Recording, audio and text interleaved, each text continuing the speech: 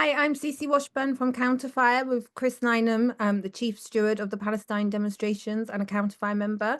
At Saturday's National Palestine demo, 77 people were arrested, including you. You were charged under the Public Order Act. What has the solidarity been like, Chris? Well, I mean, it has been a tremendous, Cici, to be honest. I personally feel quite overwhelmed by the amount of support. And I do want to say thank you to everyone who got in touch on social media or put up protests. And what appeared to be the many hundreds of people who actually phoned in to the police station. It really makes a difference to have that kind of support. But obviously, it's not about me, it's about the wider movement. And I think the outpouring of concern, I think it kind of tells you two things, really. I think it underlines the support that there is for the Palestine movement in general, which has, been fantastic and unprecedented since the beginning of the campaign. But also, I think there is a growing anxiety that we are seeing serious limits, a serious challenge to the right to protest. And even in the run-up to the demonstration, there was a letter that was signed by 14 trade union leaders and a lot of celebrities and backed by civil society organisations, Amnesty and Liberty and loads of MPs and stuff. Because I think there is a real concern now that our right to protest is under attack. Yeah. And you've been involved in the movement since it started. What's your assessment of the significance of the movement? Well, I mean, this phase of the pro-Palestine campaign that started after the October the 7th attacks has been spectacular. I mean, there's been 24 national demonstrations in a period of 15 months, and everyone's saying, it's hard to find any kind of precedent for that in British history. And of course, there's been thousands of pickets and protests and direct actions and public meetings and rallies and so on and so forth. So I think this is an absolutely enormous movement. I think it has been from the start very, very diverse. It's involved trade unionists. It's involved people on the left, people from the Muslim communities, lots of Jewish people have been involved in the campaign. And everyone who says, when they've been on the demos, everyone reports, oh my God, there's so many different types of people there, young, old, families. I mean, it is tremendously inspiring in a very, very difficult time.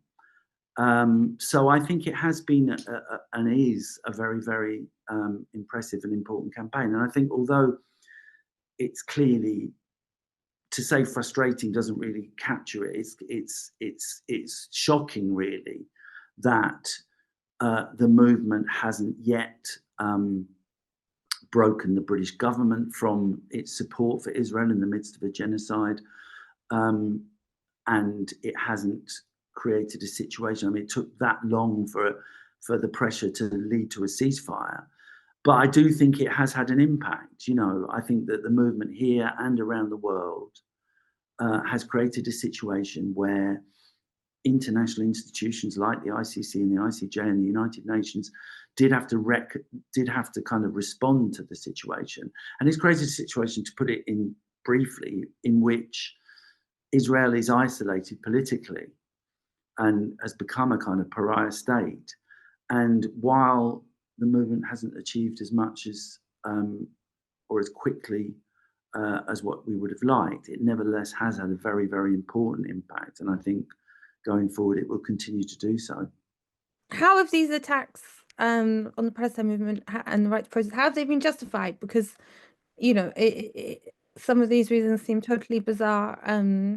I saw a graphic on social media, meme last night, that had a picture of Elon Musk doing the Nazi salute and a picture of a protester with the Palestinian flag and a placard, and above the Palestinian flag and a placard it said anti-Semitism, and above Elon Musk it said non-anti-Semitism. I mean, it's bonkers. So yeah, tell me more about the attack. Yeah, I mean, I think it is a kind of Alice in Wonderland world in which those of us who are marching and protesting for peace are being called hateful by people who are actually supporting a genocide. And this has been a kind of, quite a strong element of the attack on us from the very beginning of this phase of the Palestine movement, and actually, going back longer than that. And I mean, it's it is an absolute disgrace because this movement is actually it's a universalist movement. This is a movement that is taking a stand against oppression. It's taking a stand against mass murder and against a horrific set of events. It actually, to call us hate marches is 180 degrees wrong. What actually these demonstrations comprise is those people from across society who are most concerned and most outraged by the suffering of people under attack.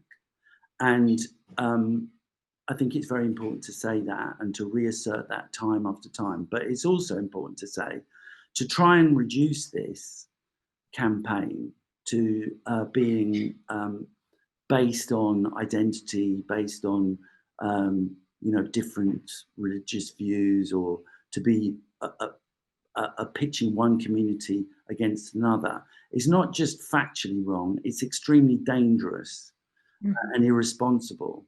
The reason why those bizarre and surreal arguments and clearly false narratives are being mobilized against us is because actually the movement is so strong and is winning the argument. And one of the interesting things is that the number of people, I mean, which is obviously a product of the unfolding events in the Middle East as well as the protests, but over the last 16 months, the number of people who support and believe the Palestinians should have freedom has grown. The number of people who were calling for an immediate ceasefire has grown. In the last time I looked at the polls, there was 75% of the British population thought there should have been an immediate ceasefire. I'm looking at, a month ago. And the number of people who actually support what Israel is doing is tiny, to be honest. We're looking at 6 or 7% of the population who support it. So I think we have a government and we have an establishment, unfortunately, that are committed to, overall, in general, committed to backing Israel, come what may. And for them, there are no red lines. Whatever the Israelis have done, they basically continue to have the support of the British establishment, with obviously honourable exceptions.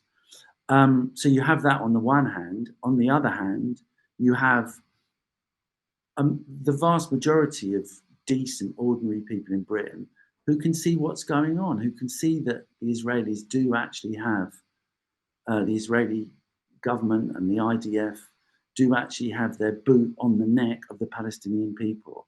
And they know which side they're on in those circumstances. And I think it's that situation that has led to an increase in the general attempts to limit and box in and suppress the movement by authoritarian means, but also these bizarre arguments that we're hate marchers, that we're terrorist supporters, and so on and so forth, when that's so palpably untrue. You've written a book on the British state. What do you think of the sort of the ideas and the claims that the British state is non-political and uniquely non-partisan, and sort of the role the police play in that, and all the different parts of the British state? Yeah, well, I mean, that's a very interesting question. I think there is a kind of there's a sort of historical narrative that says that the British state is in particular above politics, as you suggest, and kind of that it's always been involved in compromising when there's been challenges, and change has come gradually, and it's been a sort of non-conflictual situation in British history.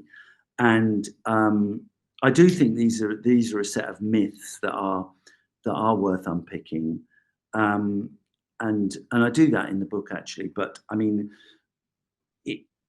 the way the British state works, as so many, as do all states in the world really, is that only a part of it, i.e. Parliament, is elected. That you have all these other institutions that do have a lot of power, that have limited, that certainly aren't democratically elected, and have very limited accountability.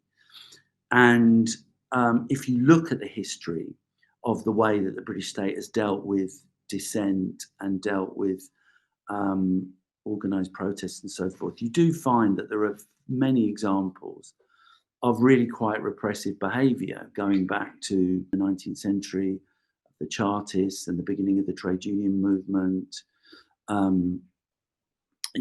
Famously, the way that the Tolpuddle martyrs were, early trade union organisers, were treated, the whole question of Peterloo, and the massacre of people who were protesting for democracy, actually, and the suffragettes, obviously, the general strike in 1926. Bring it up to date, more recent cases of where people have been denied their right to protest and stopped from even being involved in peaceful protests. So there is that tradition, and unfortunately, I feel as if we've started to enter in the last decade or so a period where even those the kind of norms that and the rights that people had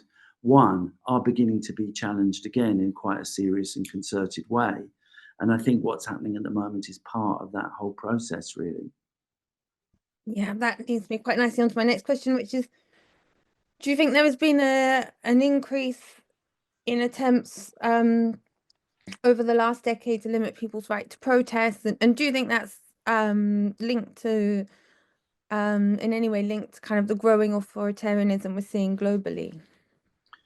Well, I think it would be hard to challenge the idea that there has been an attempt by parts of the British establishment to limit the right to protest. I mean, there's been a whole number of new laws that have been brought in, including, of course, the Public Order Act, which have specifically been aimed at curtailing people's rights and making it harder to organise protests, whether they be demonstrations or static protests. And that is definitely something that has marked the last 10 or 15 years. And, I think everyone who's been involved in organising any kind of marches or protests will attest to that. And it's obviously not just in this country. I think clearly there is a general trend which is uneven across Europe and the world, but nevertheless a noticeable trend towards greater kind of authoritarian types of governments. And I guess you can say that this is linked to another thing that people discuss quite a lot, which is the general, the growing kind of sense of alienation from politics, a sense that the politicians aren't delivering for ordinary people, a sense of skepticism about the authorities, and so on and so forth, that has been growing over the last few decades, really. And so I think you've got those two things coming together. I think there's a sort of, the political consensus is breaking down, and the general sense of support for the political establishment has been eroding gradually over the last few decades of neoliberalism and probably war as well. And I think that's you know, the way that the danger is that the way that governments and states respond to that is by increasing the level of repression, the way in which dissent and protest is dealt with. And I very much feel that is part of the kind of background to what is going on at the moment. So yeah, I do think that the fact that you are seeing sections of the establishment, you know, looking towards more right-wing, authoritarian, and even far-right political organisations is part of this situation. So this is about Palestine. It is about the Palestine movement. It is about defending the right of people to protest more generally. But it also has to be about trying to stop the growth of you know, of right-wing ideas and right-wing governments. Yeah, yeah, absolutely. And what do these attacks and what does this whole situation mean for the trade union movement and other social movements? Because obviously this is an attack on the Palestine movement, but it's bigger than that, and it goes bigger than that. We need to look at it in a bigger way. So Yeah, I think that's true. I mean, this is about Palestine at the moment, first and foremost.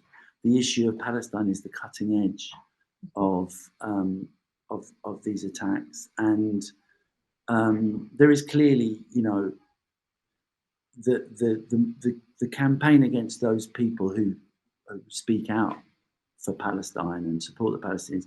It's not just limited to what happens in the streets. It's going on more widely in society. You know, lots of people tell me they find it very hard to speak at work about Palestine because they're worried about being cautioned or incredibly being disciplined or even being sacked in some cases. So there is a chill factor here. There's a climate of fear across society that, as I say, doesn't, you know, it's being somehow constructed and imposed by that very small number of people who do back the Israeli state. Most of them concentrated at amongst the elites. Most of them concentrated in, you know, the higher echelons of British society. So, I mean, clearly this is about Palestine, but it's also something wider. And the restrictions on protest, this has been happening for some time. It's affected other movements already. We know that. And the truth is that if we allow this trend to continue, it will become a big problem for other groups in society, for anyone who dissents from what the government is doing, who wants to mobilise, who wants to protest, whatever it may be about. And I do think this is a dangerous moment. It's hard not to look in terms of, you know, what's going on in America as well. It's not a complete accident that we're meeting and discussing this issue days after Donald Trump has been inaugurated for his second term, and, you know, the things that he's done immediately after that have been chilling, to be honest. So there is a big and a wider problem here, and I think we've got to take that very, very seriously.